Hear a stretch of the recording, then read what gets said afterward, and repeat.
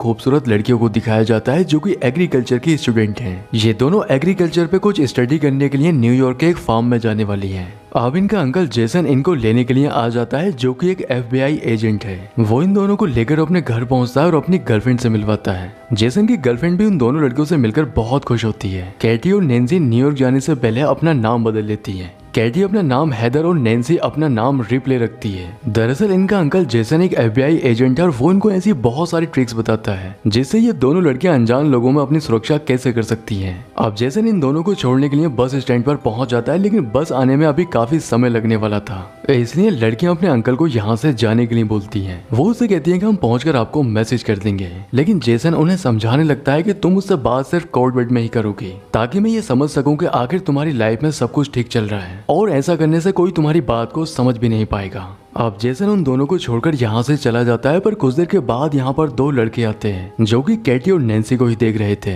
Katie और Nancy पास के एक रेस्टोरेंट में कॉफी पीने के लिए चली जाती हैं, पर वो दोनों लड़के भी यहाँ पर आ जाते हैं और वो उन दोनों लड़कियों से बात करने लगते हैं। इन लड़कों में एक का नाम ल्यूकस और दूसरे का जेड होता है, जबकि ये दोनों लड़कियां उनको अपना फेक नाम बताती हैं। कैटी अपना नाम हैदर और नैन्सी अपना नाम रिप्ले बताती है। कैटी उनको बताती है कि हम न्यूयॉर्क के फार्म में एग्रीकल्चर पे कुछ स्टडी करने के लिए जा रहे हैं। तब ल्यूकस उनसे कहता है कि हम भी वहीं पर जा रहे हैं, अगर तुम चाहो तो हमारे साथ चल सकती हो, पर कैटी उनसे मना कर देती है, जिस पर वो दोनों लड़के यहाँ से चले जाते हैं। लेकिन नैन्सी कैटी को मनाने लगती है कि हम उनके साथ चलना चाहिए क्योंकि वो दोनों भी वहीं पर जा रहे हैं जहाँ पर हमें जाना है। अब कैटी को नैन्सी की बात समझ आ जाती है, इसलिए ये लड़कियां उन लड़कों के साथ चली जाती हैं, पर ये लड़के उनको फार्म में ना ले जाकर अपने घर ले जाते हैं, जिससे इन दोनों को लगने लगता है कि शायद वो उन दोनों के साथ कुछ गलत करने वाले हैं। लेकिन तभी उन लड़कों की माँ बाहर आती है और वो उन लड़कियों से अंदर चलकर चाय पीने के लिए कहती है। वो उन लड़कियों से कहती है कि चाय पीने के बाद मेरे बेटे तुम्हें उस जगह पर छोड़ देंगे जहाँ पर तुम जाना चाहती हो। कैटी और नैन्सी को लगता है कि जैसा वो उन दोनों लड़कों के बारे में सोच रही थी वैसा कुछ भी नहीं है, इसलिए अब ये दोनों अंदर जाकर चाय पीने लगती है। साथ ही अपने अंकल को एक कोडवर्ड वाला मैसेज भी सेंड कर देती हैं जिसमें एप्पल लिखा होता है। इसका मतलब ये था कि वो दोनों सुरक्षित फार्म में पहुंच चुकी हैं। अब औरत इनको खाना खाने के लिए देती है, पर खाना खाने के बाद इनको नशा होने लगता है, जैसे ये समझ चुकी थी कि यहाँ पर गड़बड़ है, इसलिए अब ये दोनों यहाँ से भागने लगती हैं।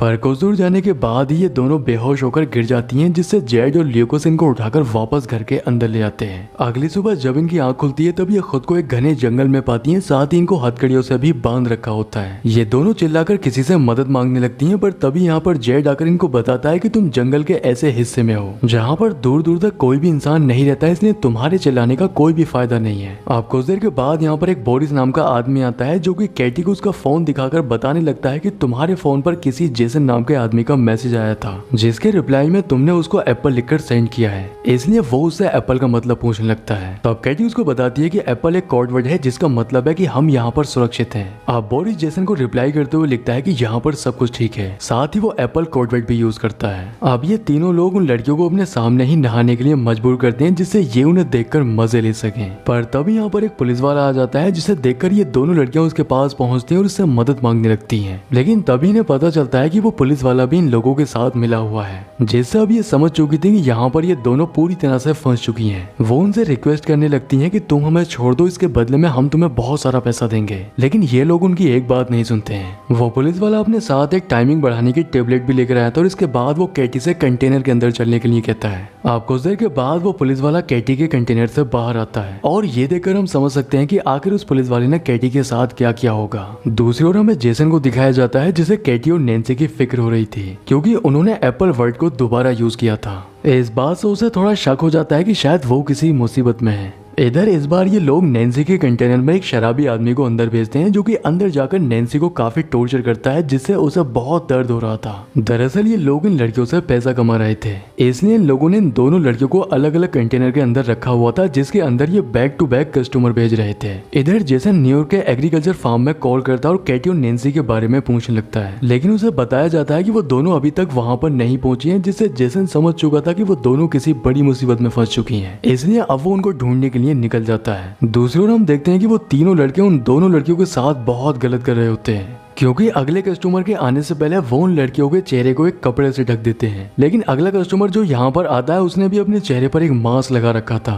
वो कस्टमर ये डिसाइड नहीं कर पा रहा था कि आखिर इन दोनों लड़कियों में से उसे किसे सिलेक्ट करना चाहिए, इसलिए वो उनके चेहरे से कपड़े को हटाने के लिए कहता है। अब कपड़ा हटाने के बाद वो नैन्सी को सेलेक्ट करता है और उसे लेकर कंटेनर के अंदर चला जाता है। पर उस कस्टमर के जाने के बाद कैटी जब नैन्सी से मिलने के लिए जाती है तब उसकी हालत काफी खराब थी, क्योंकि उस कस्टमर ने नैन्सी के साथ बहुत ही गलत किया होता है। दूसरी ओर हमें जेसन को दिखाया जाता है जो कि कैटी और नैन्सी के किडनैप होने की रिपोर्ट लिखाने के लिए पुलिस स्टेशन में जाता है और उसे यहाँ पर वही पुलिस वाला मिलता है जो उन लोगों के साथ मिला हुआ है। लेकिन वो पुलिस वाला जेसन से कहता है कि आखिर तुम्हें कैसे पता कि वो लड़कियां किडनैप हो चुकी हैं। तो अब जेसन उससे कहता है कि मैं एक FBI एजेंट हूँ और मैंने उन्हें ऐसे बहुत सारे कोड वर्ड सिखा रखे हैं जिससे मुझे पता चल चुका है कि वो किसी बड़ी मुसीबत में फंस चुकी हैं। अब क्योंकि वो पुलिस वाला उन लड़कों से मिला होता है इसलिए वो उनको सारी बात बता देता है कि इन लड़कियों के अंकल एक FBI एजेंट हैं, इसलिए इन लड़कियों को जल्दी ठिकाने लगाना होगा।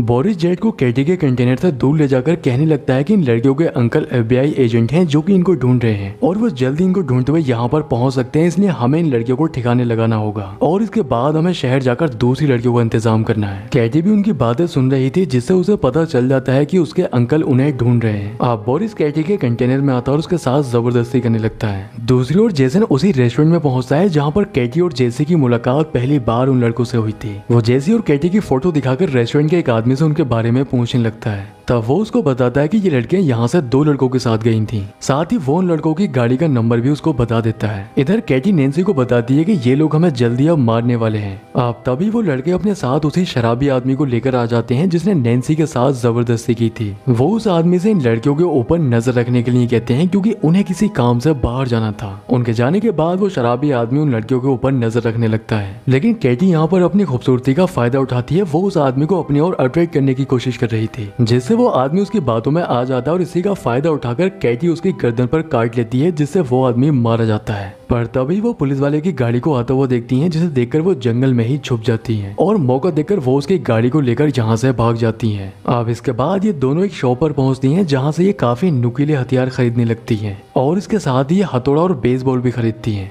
अब इसके बाद ये बिलिंग काउंटर पर पहुंचकर शॉप के ओनर से बोरिस के घर का पता पूछने लगती है और वो इनको बोरिस के घर का एड्रेस बता देता है। दूसरी ओर हम जेसन को देखते हैं जो कि गाड़ी के नंबर से इंश्योरेंस कंपनी तक पहुंच चुका था और उसे भी बोरिस के घर का एड्रेस मिल जाता है। आगे से हम बोरिस को देखते हैं जो कि अपने घर में म्यूजिक लगाकर काफी एंजॉय कर रहा होता है, लेकिन तभी यहाँ पर कैटी और नैन्सी पहुंच जाती हैं। वो बोरिस के एक बेसबॉल फेंक कर मारती हैं जिस पर नुकीले कीले लगी हुई थी जिससे वो जख्मी हो जाता है और इसके बाद वो उसे टेबल पर उल्टा लेटाकर बुरी तरह से टॉर्चर करने लगती है। बोरिस अपने आप को छोड़ने की काफी रिक्वेस्ट करता है, इसके बदले में वो उन्हें बहुत सारा पैसा देने के लिए भी कहता है, लेकिन ये दोनों यहाँ पर पैसे के लिए नहीं बल्कि इन लोगों से अपना बदला लेने आई थी। इधर जेसन भी बोरिस के घर के बाहर पहुंच चुका था। कैटी और नैन्सी बोरिस से उस आदमी के बारे में पूछने लगती हैं जिसने अपने चेहरे पर मास्क लगा रखा था।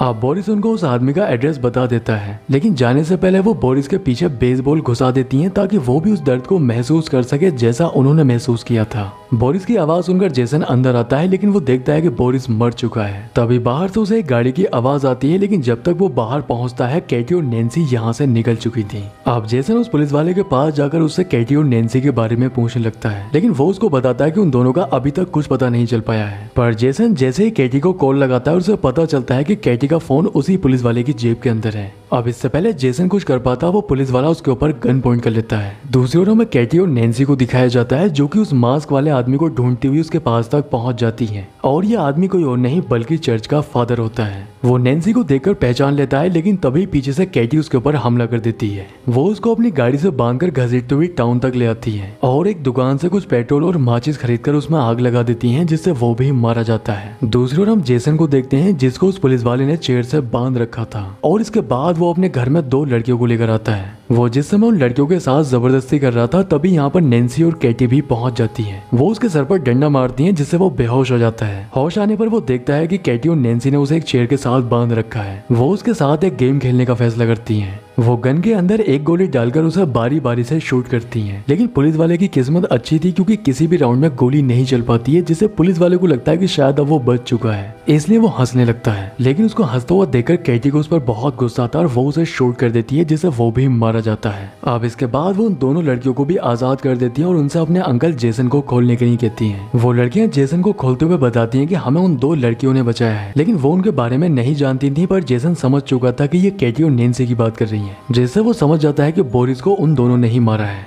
आगे से हम जेड और ल्यूकस की माँ को देखते हैं जो कि ड्रिंक कर रही थी, लेकिन तभी उसे एक अजीब सा नशा होता है और वो बेहोश हो जाती है। होश आने पर वो देखती है कि कैटी और नैन्सी ने उसे बेसमेंट के अंदर एक चेयर के साथ बांध रखा होता है और उसके सामने उन्होंने उसके बेटे जेड को भी बांध रखा होता है। वो उसकी नजरों के सामने उसके बेटे जेड को बेसबॉल से पीट कर मार देती है। ये देखकर वो औरत बुरी तरह से रोने लगती है। अब इसके बाद वो उस औरत को उसके दूसरे बेटे ल्यूकस के पास लेकर जाती है जिसको उन्होंने चेयर के साथ बांध रखा था। वो ल्यूकस के हाथ में गन देकर उसे अपनी ही माँ को शूट करने के लिए कहती है, लेकिन ल्यूकस जब उनकी बात नहीं सुनता है तब वो उसके ही गोली मार देती है जिससे ल्यूकस भी मारा जाता है। इसके बाद ये कटन मशीन से उस औरत का भी गला काट देती हैं जिससे वो भी मारी जाती है। अब इसके बाद ये गन को साफ करके ल्यूकस के हाथ में रख देती हैं ताकि पुलिस को ऐसा लगे कि इन तीनों के बीच में झगड़ा हुआ है, जिससे इन तीनों ने एक दूसरे को ही मार दिया है। और इस तरह से कैटी और नैन्सी ने उन सभी लोगों से बदला ले लिया था जिन्होंने उनके साथ गलत किया था। जेसन को भी सारी सच्चाई पता थी पर वो भी उनसे कुछ नहीं कहता है। दोस्तों, उम्मीद करता हूँ कि वीडियो पसंद आया होगा।